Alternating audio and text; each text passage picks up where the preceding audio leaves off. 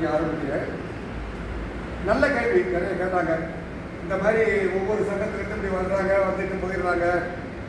அடுத்த ஒரு கட்டத்தில் ஒரு தலைவர்கள் வர்றாங்க போகிறாங்க. நியாயமானது நீங்கள் கேட்குறது. கைலாசப்பட்டியிலேருந்து நயினாவுக்கு போகிறாங்க நான் கேட்டது சரி. இங்கே உள்ளூரில் பாப்பாளபுரத்துலேருந்து நான் இந்த மீட்டிங்க்கு வந்து நான் அரேஞ்ச் பண்ணணும்னு சொல்லி கேட்கையில் பாலமுருகன் என்ன கேட்டார், என்னங்க நீங்கள் வந்திருக்க காரியம்லாம் நல்ல காரியம்தான், ஆனால் இது மாதிரி நிறைய வர்றாங்க போகிறாங்க, அப்படிதான் நீங்களும் இருப்பீங்களா எனக்கு தெரியல, உத்தரவாதம் கொடுக்க முடியுமான்னு கேட்டார். கண்டிப்பாக உத்தரவாதம் கொடுக்க முடியும். நான் சொல்றேன் புரிஞ்சுங்க. வீடியோ பதிலாகிட்டு 100% உங்களுக்கு ஒரு பிரச்சனைனா அனைத்து நாயுடு நாயக்கர் பேரவை உங்களோடு நிற்கும். அது கைலாசப்பட்டி நாயுடு கேட்டதும் சரி, இங்க இருக்கக்கூடிய பாப்பாளபுரத்தினுடைய நாயுடு கேட்டதும் சரி, எல்லாருக்குமே பதில் இதுதான். நாங்கள் ஏதோ வந்து 26 தேர்தல் வருது அதுக்காக வந்துட்டு போனோம். எங்களுக்கு அரசியல் நோக்கம் வந்து ஏதாவது கட்சி ஆதரிக்கணும், தனிப்பட்ட கட்சி ஆதரிக்கிற நோக்கம்லாம் எங்களுக்கு சுத்தமாகவே கிடையாது. அரசியல் பண்ணோம்னா நாயுடு நாயக்கருக்காக அனைத்து நாயுடு நாயக்கர் பேரவையிலிருந்து வேட்பாளர் நிறுத்துவோம்.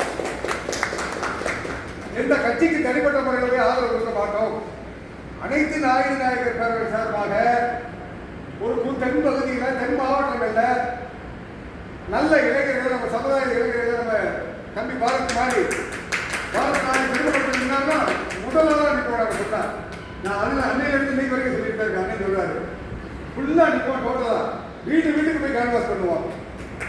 ஏன்னு கேளுங்க, இன்னைக்கு தெலுங்கு மக்கள் வந்து ஒரு குறிப்பிட்ட சமுதாயத்தை எடுத்துக்கிட்டீங்கன்னா தமிழ்நாட்டில் ஏதோ ஒரு வட மாவட்டங்கள் இருக்கு, கொஞ்சம் அங்கே இருக்கு. இங்கே அப்படி இல்லை. 234 தொகுதிகள்லையும் 10,000 90,000 ஓட்டுகள் வரைக்கும். திருமணத்துல இன்னைக்கு 90,000 ஓட்டு. இப்படி எல்லா தொகுதிகளிலுமே நமது தெலுங்கின மக்கள் பரவலாக இருக்காங்க.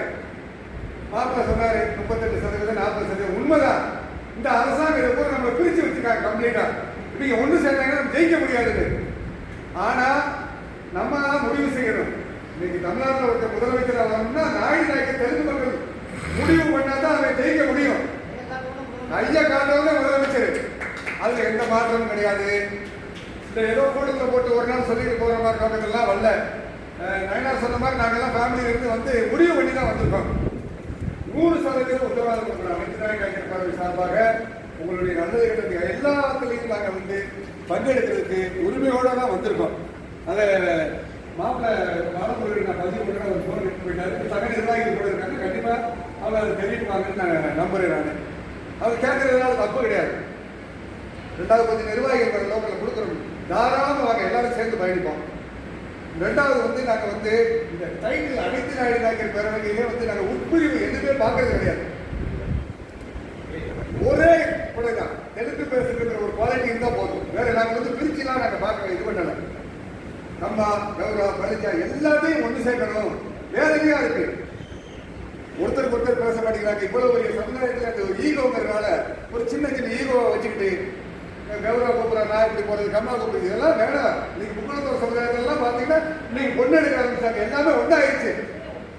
ஏன் நம்ம பிள்ளைகள் படித்து வரக்கூடிய காலகட்டத்தில் நல்லா இருந்தா நம்ம என்ன குறை ஏன் செய்யக்கூடாது சொல்லுங்க. நான் ஒரு சின்ன உதாரணம் சொல்றேன், தவறாக சொல்லலை, பெருமையாகவும் சொல்லலை. இன்னைக்கு எங்க வீட்டில் வந்து நாங்கள் வந்து தனிப்பட்ட முறையில் உட்பிரிவை எங்கள் அம்மா 15 வருஷத்துக்கு மேலே உடைச்சாங்க. நான் கம்மவாரு எங்கள் வீட்டில் 4 கௌரவ சம்பந்தம் பண்ணியிருக்கோம். பிள்ளைகளை உடைச்சி இதை பார்க்கல, என் வீட்டிலேயே ஆரம்பிச்சுட்டேன் நாங்கள். அது இந்த பேரவை வந்து எந்த உட்பிரிவும் நாங்கள் பார்க்க கிடையாது. எல்லாருக்குமே எல்லா 38-40 பிரிவுகள் இருக்கு. எல்லாரும் வாங்க சேர்ந்து பண்ணுவோம். பொறுப்புகள் கொடுக்கறதும் சரி, ஒரே சாதனை கொடுக்கல, எல்லாருக்கும் நிறந்து போட்டுக்கிட்டு இருக்கோம் பொறுப்புகளை. அதனால வந்து 100% வந்து அனைத்து நாயுடு நாயக்கர் பேரவை நீங்க நம்புங்க, நாங்கள் உங்களோட பயணம் செய்யறோம். 2வது இங்க 2 பேர் எங்க அத்தை தெலுங்குல பேசுறாங்க, இன்னொரு ஆசிரியர் பேசுறாங்க. எனக்கு ரொம்ப சந்தோஷமா இருந்துச்சு. நம்ம மொழியை நம்ம எல்லா இடத்துலையும் பகிரங்கமா பேசணும்.